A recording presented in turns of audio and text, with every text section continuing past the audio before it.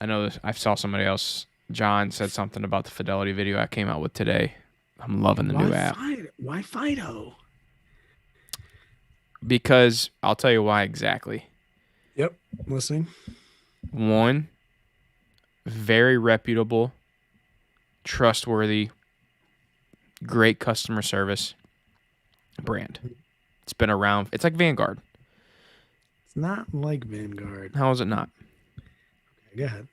Two, their user interface, even before this new app came out, was probably the best out there for those types of brands. Your Charles Schwab's, your Vanguards, your Fidelity. Fidelity was the best in my opinion. Vanguard sucks. If Vanguard had a good user interface, That's a bold statement, sir. Vanguard sucks with user interface. That's what I'm getting at. Well, Go ahead. agree. It's What's your dog goal? shit. Complete dog shit. What are you doing inside Fido?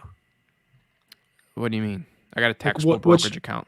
What's your strategy for that?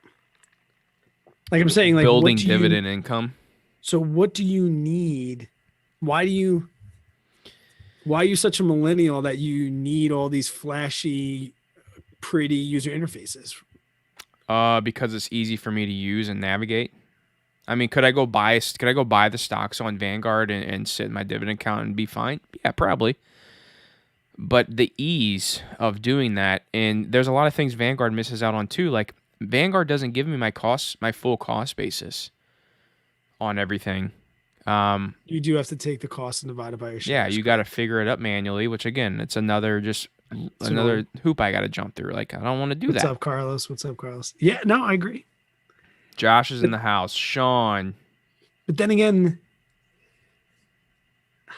That's my thing, dude. Like I've stopped using Vanguard for my primary brokerage as well. you use them with finance, I'm using it with finance. and you like them. I'll likely be switching from M1 to Fido. Oh my god. I'm telling you, man. Like Fidelity's where it's at, dude. Like I get M1. You know, it's still newer. The borrowing aspect's cool. I like that. You know how you can borrow against your portfolio. So nice. I do like that. For cheap.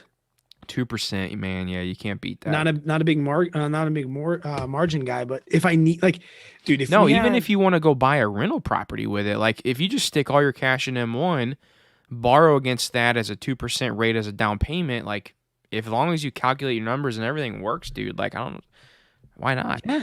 I'm recording.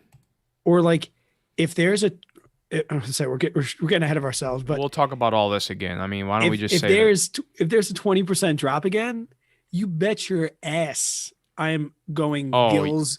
This is going to be my gills taking out margin on 2% margin on M1 Finance. No, so that's everybody else said when you have your $100,000 in Fido, what are you going to do? That's the thing, though, bud. Like, no, you can margin pretty.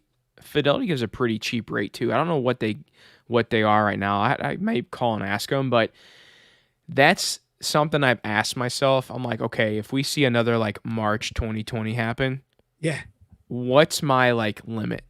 You know, like what's my limit of around? Because I'm like against margin. I'll never use margin. But what's my limit of like, holy shit, these stocks are on sale. Like I need to unload all of my cash. What's that percentage drop that I'm like, balls to the wall? All of my positions are down 20+%. I'm buying up as much as I can. What's my kind of like, where am I? Where's that fine line of like, okay, JJ, let's tap into that margin now that you've ran out of cash.